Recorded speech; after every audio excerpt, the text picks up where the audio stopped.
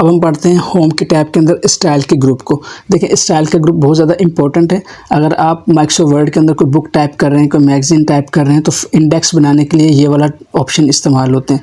पहले हम इसका नॉर्मल यूज़ देखते हैं। देखें, अगर आपके पास एक टेक्स्ट लिखा हुआ है और आप चाहते हैं इसके ऊपर बनी हुई फॉर्मेटिंग अप्लाई करना, तो आप यहाँ से कर सकते हैं। मिसाल के तौर पर मैंने एक पैराग्राफ को सिलेक्ट किया, मैं चाहता हूँ इसकी ऐसी फॉर्मेटिंग हो जाए, तो जो इसकी फॉर्मेटिंग है वो हो जाएगी। इसी तरह से अगर मैं इसको चेंज करना चाहता हूँ तो मैं ये वाली फॉर्मेटिंग यूज़ कर सकता हूँ, ये वाली यूज़ कर सकता हूँ। इसके अंदर क्या है कि लाइन स्पेसिंग, इसके अंदर फ़ॉन्ट्स, इसके अंदर फ़ॉन्ट साइज़, इसके अंदर बोल्ड, इटैलिक, अंडरलाइन वगैरह सारी सेटिंग्स इस फ़ॉन्ट के अंदर अवेलेबल होती है। तो पूरा एक ग्रुप होता है, आप इनको जैसे चाहें इस्तेमाल कर सकते हैं, इनको जो इनमें से जो चाहें वो यूज़ कर सकते हैं। अमूमन ये इतना ज़्यादा हेल्पफुल होता नहीं है, अमूमन लोग इसको यूज़ नहीं करते, लेकिन इंडेक्स में इसका बहुत यूज़ होता है। लेकिन अगर आप चाहते हैं, जैसे फ़र्ज़ करें आपको डॉक्यूमेंट बना रहे हैं या कोई छोटा सा कोई सेंटेंस को पैराग्राफ लिख रहे हैं, आप उसकी क्विकली फॉर्मेटिंग चाहते हैं, तो आप यहाँ से कर सकते हैं। मिसाल के तौर पर आपने कहा यार इसकी ये वाली फॉर्मेटिंग कर दें, देखिए इसने फट से कर दी। इसके अंदर फ़ॉन्ट भी चेंज हो गया, फ़ॉन्ट कलर का भी इसमें ऑप्शन होता है, आप मॉडिफाई कर सकते हैं। इसके अलावा फ़ॉन्ट का साइज़ वगैरह ये सब चीज़ यहाँ पर आ रही होती है। अब इसको हम देखते हैं कि हम इसके अंदर मज़ीद कैसे इसको यूज़ कर सकते हैं। इसको ओपन करते हैं, यहाँ पे कुछ बने हुए स्टाइल्स होते हैं, तो आप इनको ले सकते हैं। अब हम देखते हैं कि मुझे अगर एक किताब है उसकी इंडेक्स बनानी है तो वो कैसे कर सकते हैं।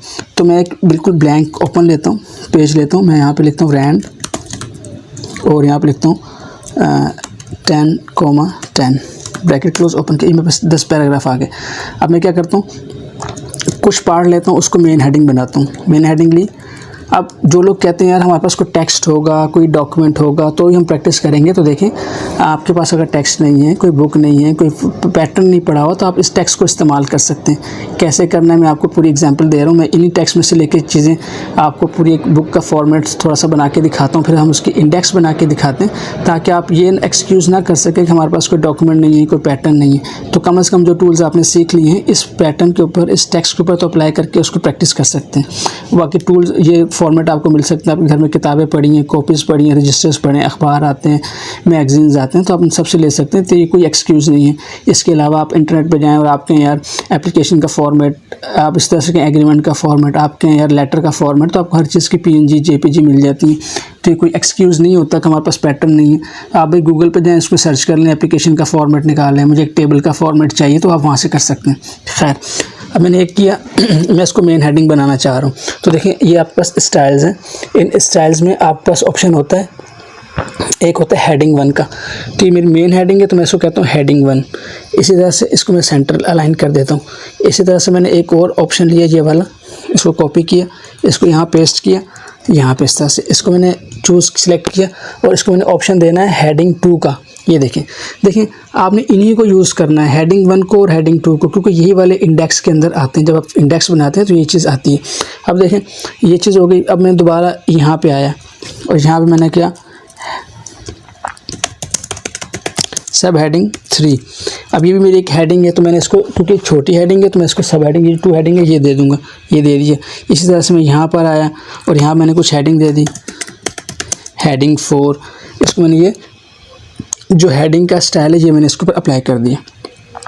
एक डॉक्यूमेंट हो गया, इसमें मेन हेडिंग है, सब हेडिंग है। बीच में आप दोबारा आते हैं और आपने दोबारा कहा यार ये मेरी मेन हेडिंग है, तो इसको आपने क्या करना है, हेडिंग 1 का जो है ये स्टाइल दे देना है। इसको यहाँ से आपने इसको सेंटर अलाइन कर देना है। अब अगर मुझे इसकी इंडेक्स बनानी है, अब मेरे पास क्या हुआ है, एक मेन हेडिंग, बाकी 2-3 सब हेडिंग है और एक फिर दोबारा से मेन हेडिंग है, मतलब 2 मेन हेडिंग्स है, बाकी सब हेडिंग है। अब मैं इसकी एक इंडेक्स बनाना चाहता हूँ, तो फर्स्ट पेज पे इंडेक्स बनती है हमेशा, तो मैं इसको क्या करता हूँ, इसको इंटर करके अगले पेज पे ले जाता हूँ। देखें अब मुझे अब फर्स्ट पेज के ऊपर इंडेक्स बनानी है, तो आपने यहाँ से इंटर कर करके आगे नहीं लेके जाना, ये आप अपने डॉक्यूमेंट को ख़राब कर लेते हैं। आपने क्या करना है, आपने 1-2 इंटर करने, उसके बाद अपने डॉक्यूमेंट के शुरू में कर्सर रखना है, अपने कीबोर्ड से कंट्रोल दबा के इंटर करना है। कंट्रोल दबा के इंटर करेंगे तो ऑटोमेटिकली आपका डॉक्यूमेंट अगले पेज पे चले जाएगा। और अब यहाँ पे आपने इंडेक्स बनानी है, तो मैं यहाँ पे लिख लेता हूँ इंडेक्स, यहाँ पे आ गया राइट साइड पे। अच्छा, इसके कलर कैसे चेंज करना है ये सब चीज़ें मैं आपको अभी बताता हूँ। फ़िलहाल मैं आपको इंडेक्स बनाना सिखा रहा हूँ। तो मैंने क्या किया, एक डमी टेक्स्ट लिया, उसकी कुछ हेडिंग्स लगाई, सब हेडिंग्स लगाई। अब मैं यहाँ पे इंडेक्स लेना चाहता हूँ।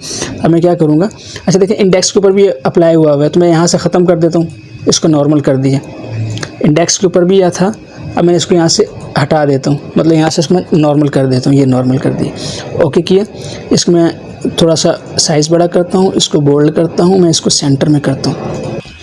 अब मुझे यहाँ पे इंडेक्स लगानी है, तो इंडेक्स के लिए आपने क्या करना है, आपने रेफरेंसेस में जाना है। यहाँ पे आपके पास एक ऑप्शन होता है टेबल ऑफ कंटेंट का, आपने जैसे इसके ऊपर क्लिक करना है और यहाँ पे आपके पास ऑप्शन आ रहे हैं कि भाई आपने किस तरह का टेबल ऑफ कंटेंट लेना है।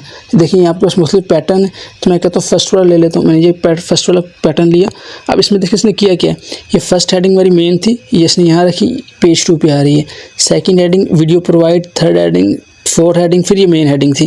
तो देखिए इसने हर एक की ऑटोमेटिकली इसके अंदर हेडिंग्स यहाँ पे डाल भी दी, उसके पेज नंबर्स भी डाल दिए। अभी हालांकि हमारे पास हमने पेज नंबर लगाए नहीं है, लेकिन क्योंकि उसको पता है कि जो पेज 2 से आ रहे हैं, 3 से आ रहे हैं। अब इसका फ़ायदा क्या है, मिसाल के तौर पर आपने इंडेक्स लगा ली, ऑटोमेटिकली लग गई। अब आपने क्या किया कि आपने जो हेडिंग 4 है ना, इसको चेंज कर दिया। आपने इसको चेंज कर दिया हेडिंग 10 से सब हेडिंग 10 कर दिया। अब देखें यहाँ पे सब हेडिंग अभी 4 आ रहा है, हेडिंग 4 आ रहा है, मैंने इसको हेडिंग 10 की है। तो आपने इसको अगर अपडेट करना हो तो आपने देखें जब इस टेबल ऑफ कंटेंट के ऊपर कहीं पे भी क्लिक करते हैं तो ये आपके पास ऑप्शन आ जाता है अपडेट टेबल का। आपने इसके ऊपर क्लिक करना है तो आपके पास ये कहता है कि आपने क्या पूरे टेबल को अपडेट करना है या पेज नंबर करना है। मैंने first option just page number को करना है। अगर आपने पेज नंबर में चेंजेस हुई तो आप जस्ट चेक करेंगे तो पेज नंबर अपडेट हो जाएंगे, क्योंकि अभी हमने इसमें कोई चेंजेस नहीं की इसलिए पेज नंबर अपडेट नहीं हुए। लेकिन अब मैं क्या करूँगा, मैं करूँगा इंटायर टेबल ऑफ कंटेंट को चेंज कर दो, अपडेट कर दो। तो अब इसने अब यहाँ पे देखें हेडिंग 4 को मैंने हेडिंग 10 किया तो उसको भी चेंज कर देगा। ये देखें ओके किया, ये हेडिंग 10 हो गई। तो इस तरह से आप इसको चेंज कर सकते हैं। दूसरी चीज़ ये देखें, अगर आपके ये पेजेस बढ़ते हैं, जैसे फर्ज करें ये मैं और इसके अंदर कुछ इजाफा करता हूँ, जैसे यहाँ आया ना, अब मैं यहाँ पे ऐड करता हूँ मज़ीद कुछ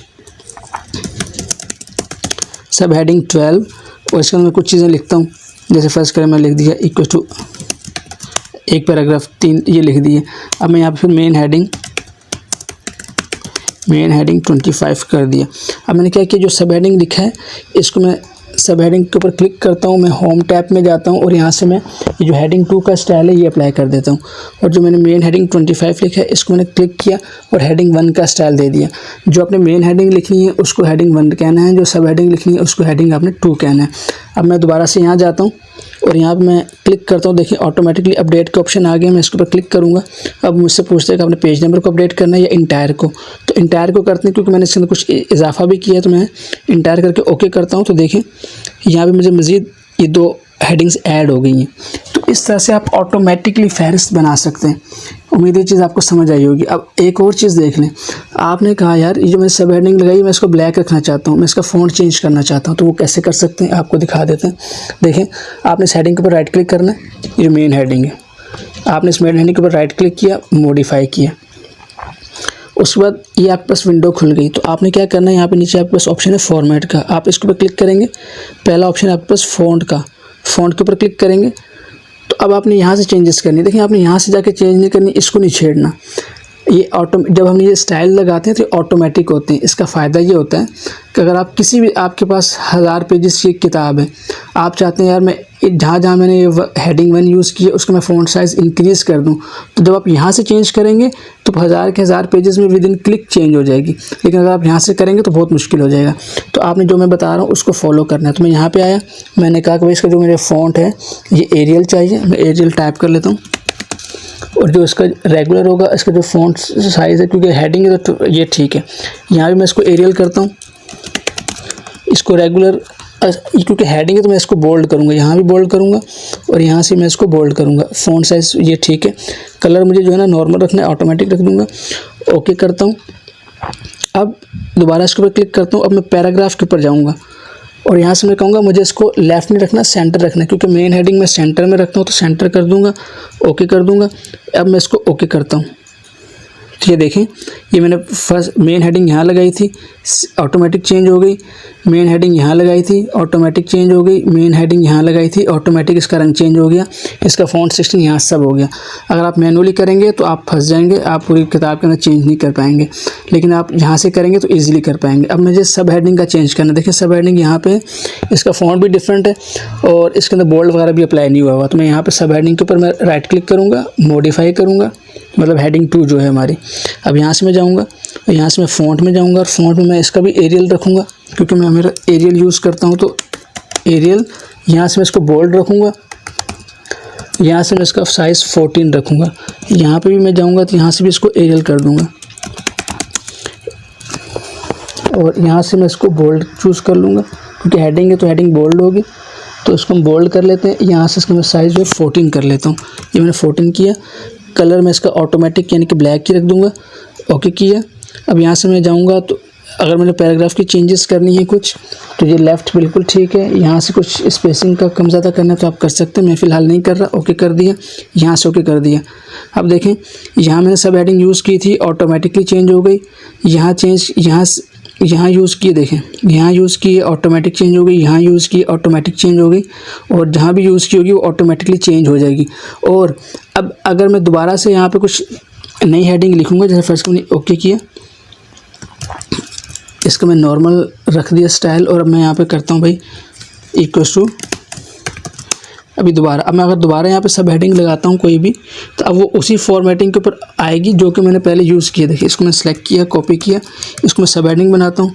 अब मैंने इस टेक्स्ट को सिलेक्ट किया और यहाँ से मैंने हेडिंग 2 जो कि सब हेडिंग है उसको अप्लाई किया, तो देखें अब ऑटोमेटिकली वही हेडिंग अप्लाई होगी।